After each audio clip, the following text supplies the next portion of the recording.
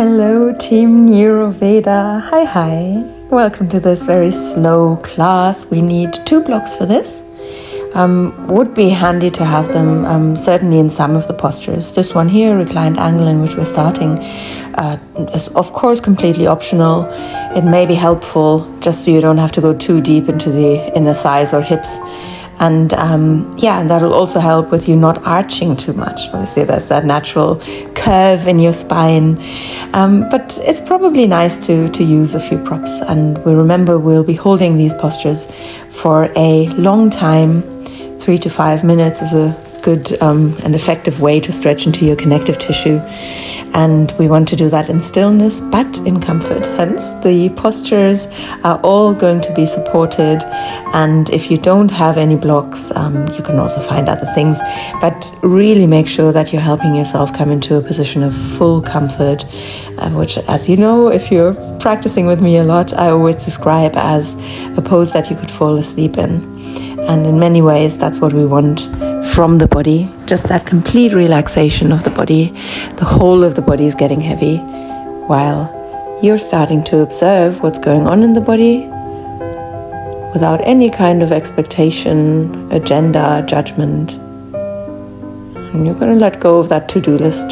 And yes, things are going to come into your head now, and they should be on a to-do list, but trust that they'll come back to you another time, and instead focus all of your attention on your body, sensations, thoughts too, because you can observe them too without getting too involved, and any emotions that might crop up. And that's it. And the mind is going to wander, and that's normal, because everyone's mind does all the time. Mine probably does, even as I'm speaking. I'm still able to have other thoughts. So that's how the brain is. And we'll not try to police that too much. We're not fierce in keeping ourselves in the present moment. What we try to do is really just notice when it happens. Sometimes it takes a long time until we notice. And we'll try not to let it be that long and just settle into that very non-judgmental observation of what's going on. And when we're aware, we'll notice. And we'll also get better at that. So now I'll give you a chance to do that with a lot more silence.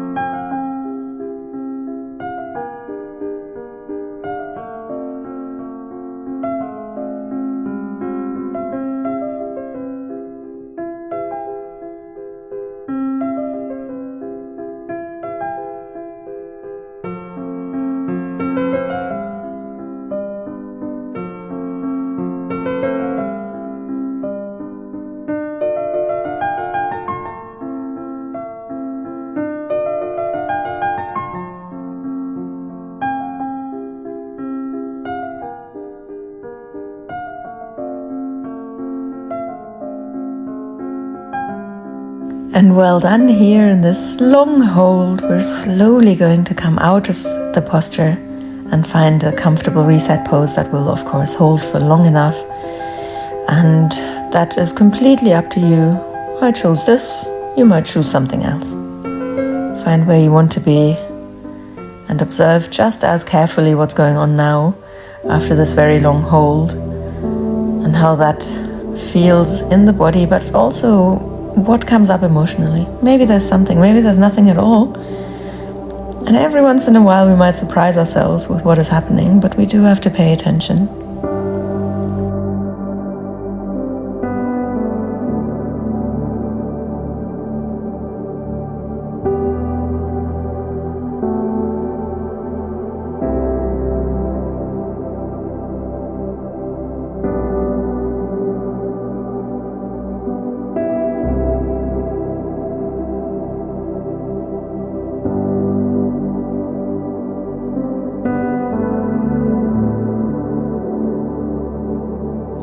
And then we are ready for our next pose, one of my favorites. We are going to use our blocks if we need them. If there's something else that you think you need, then of course grab it, right? I mean, sometimes it's nice to have a towel or a band, belt around your feet, but essentially in any way you like, legs up the wall. So I'm showing lots of different options here. You can elevate your buttocks. What that does is take away a little bit of that intensity that you might feel in the backs of the legs. But this is also possible without any props. And you could rest your heels against the wall if you liked. And then the arms could go up as well. I am demonstrating that too. So again, up to you where you want to be. Find your perfect place of comfort. And of course, there's always a yang element in every yin pose, right? So if you've got the arms up and even just the legs up, there's some element of yang, some element of you've not just let go. Of course, if I say, you could fall asleep here, you could argue that if you were to fall asleep, the legs would drop. But that's that yang element that I'm talking about. But as much as we can, we'll try to really relax into the pose, surrender to it completely, and let go of any tension in the body. We can even check on those parts of the body that we know we often tense up. For me, that's the eyebrows and the jaw as well. I actually always wear a mouth guard, and one of my dentists said to me, you should wear it every day during the day as well. I was like, okay, great. Anyway, enough of these stories. I'm going to let you get on with your relaxation of the body and your focused mind.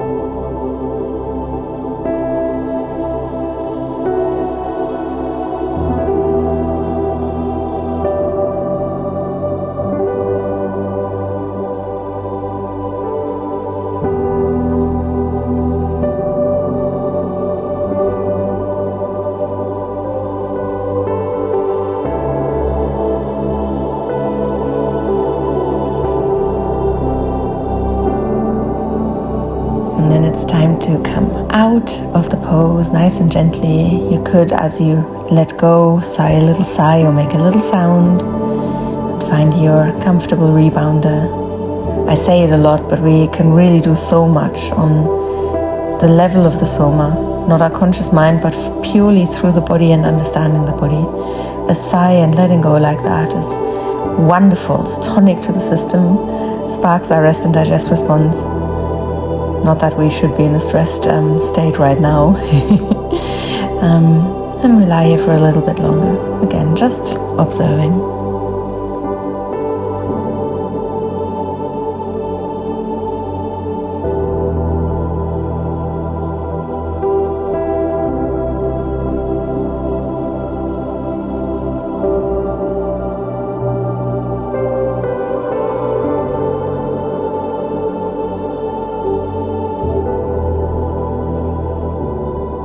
And the next pose is another personal favorite of mine, just like the last one. In it, we are going to need some form of prop, but if you don't have blocks, you could just roll up a towel or some knitwear, and just bring it underneath your buttocks, the height of the tailbone, into a supported hip bridge. So slowly slide your legs away to get that full effect of the hips being stretched, where my hands just were. And of course, there's an arch in the back going on here. I don't want you to feel too much. So too high is not necessary. In fact, too deep is never necessary. We remember that we focus on in those long held postures, not on the intensity at the beginning, but letting it happen. You take yourself out of it, you let the body take over.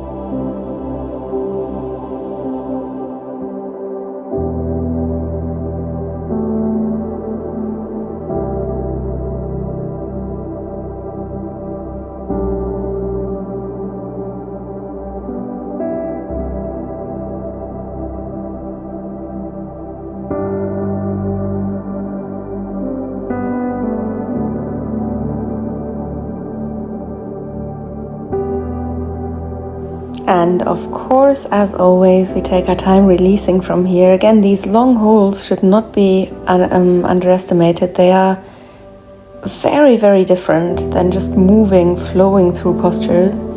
Of course they are. So we find our rebounder wherever we want to be. The body knows best. And stay there in comfort and stillness. Just observing as we did before.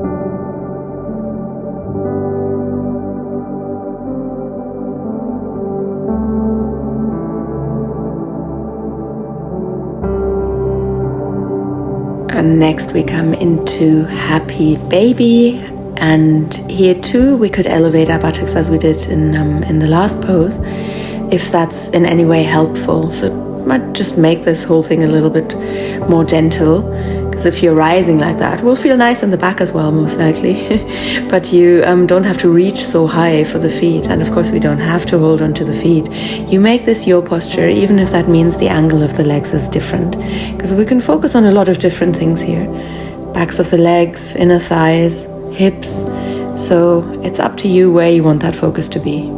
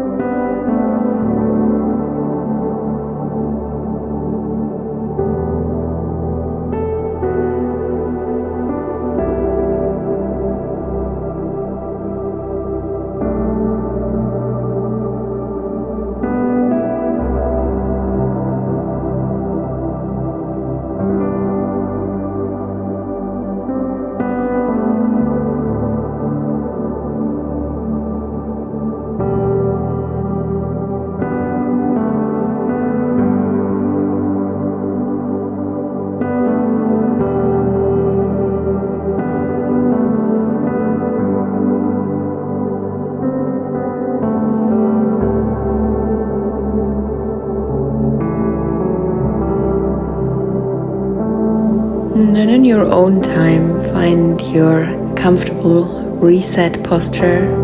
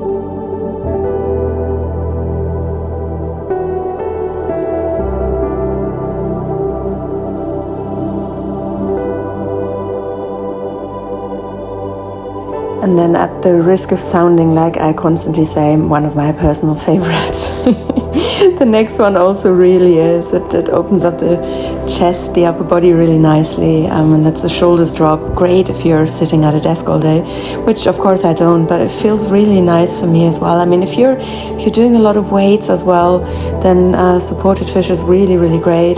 Play around a little bit with where you want that block to be, or if you've got a bolster that's softer, that's fine as well. The nice thing about blocks or something that is not constricting, keeping the shoulders from dropping, is that you get that lovely effect for the shoulders, of course, as well. And yeah, this is one way that it could look, but in essence, all we want to do is just elevate the chest, stretch into, again, here, part of the hip flexors, the psoas, and be comfortable. So if that arching is too much, or if that stretching of the throat is too much, there's obviously many different ways in which we can make this much, much gentler for us. So really go for it in terms of adapting. I say that in other classes as well, but here in particular, you've really got the time in a pose. You need to make sure you're in the perfect pose for you. So no compromises.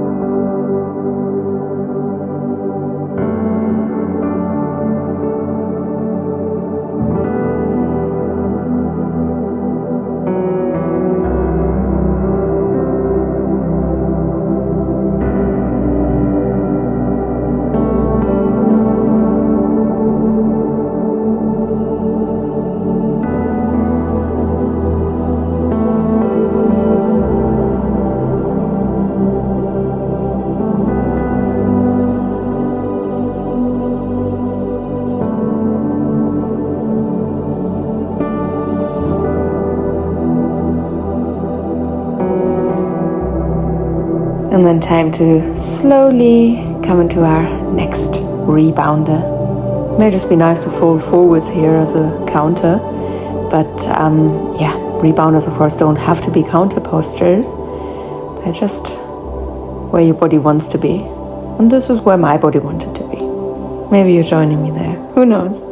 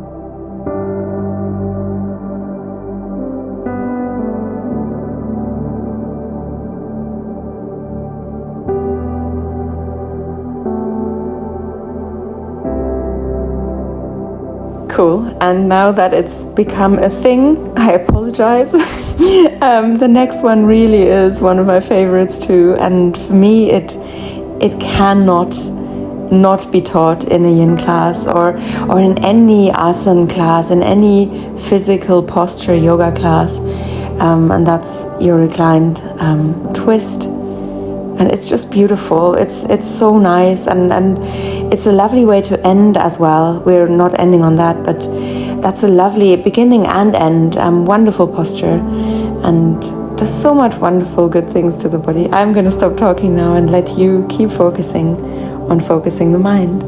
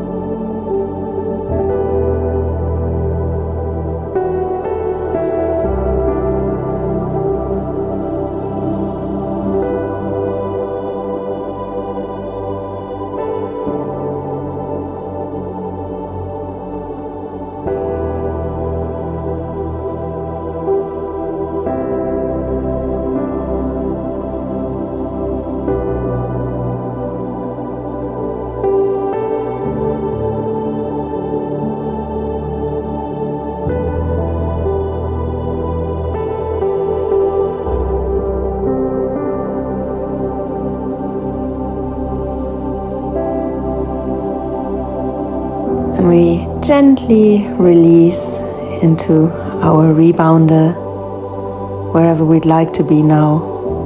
The body knows best.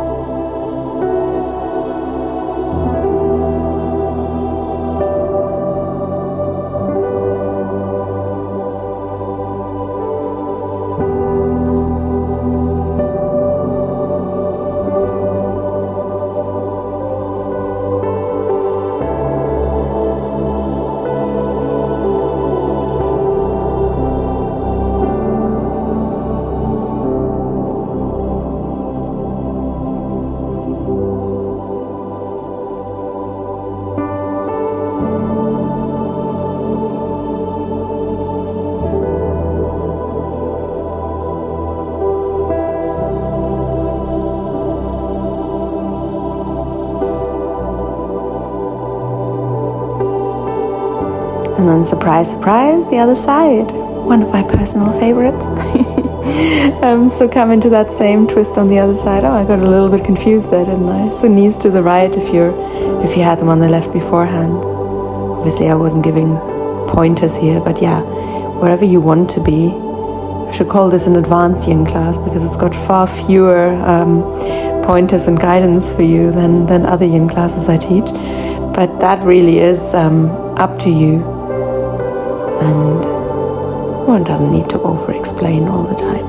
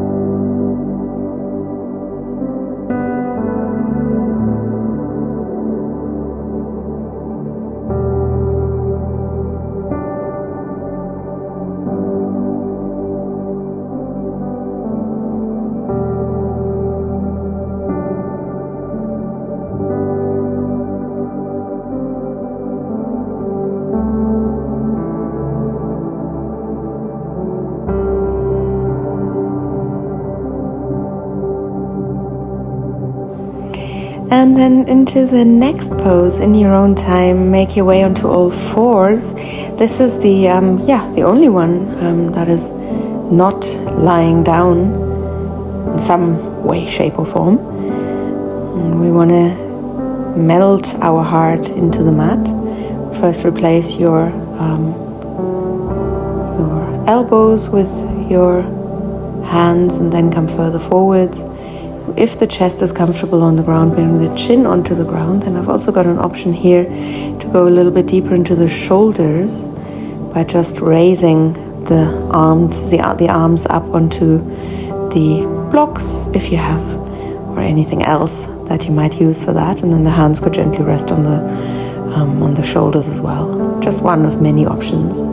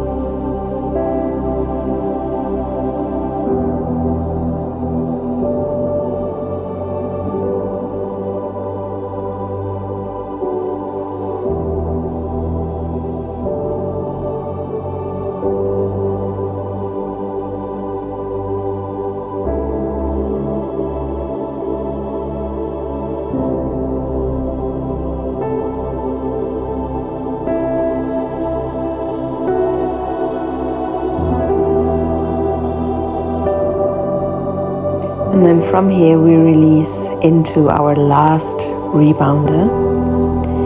I believe I chose child's pose. Yes, I did. That felt good to me. And I had the arms next to me so that the shoulders can drop, but that's also, because I had the arms elevated beforehand and was focusing on the shoulders. Maybe you did less of that. So find where you're comfortable. If you're in child's pose like me and you want to turn your head to one side, then do that. I'll give you a pointer when it's time to change sides. And of course, if you're elsewhere, then you're elsewhere.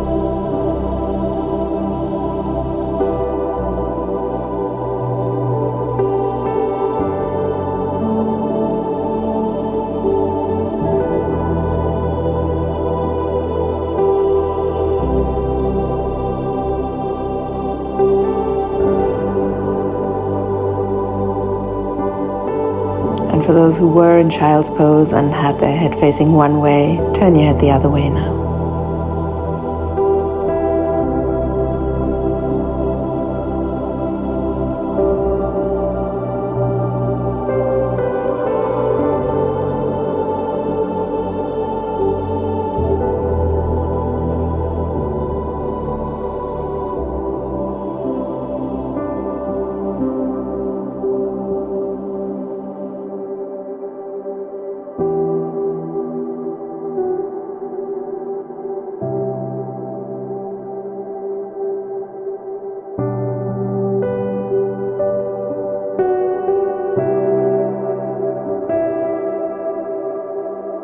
And then time flew by, for me at least, I hope for you as well.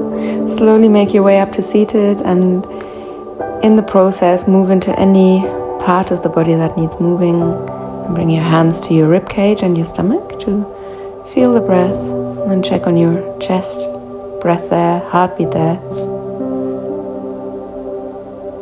And then raise the arms with me, breathe in, stretch a little bit if you want.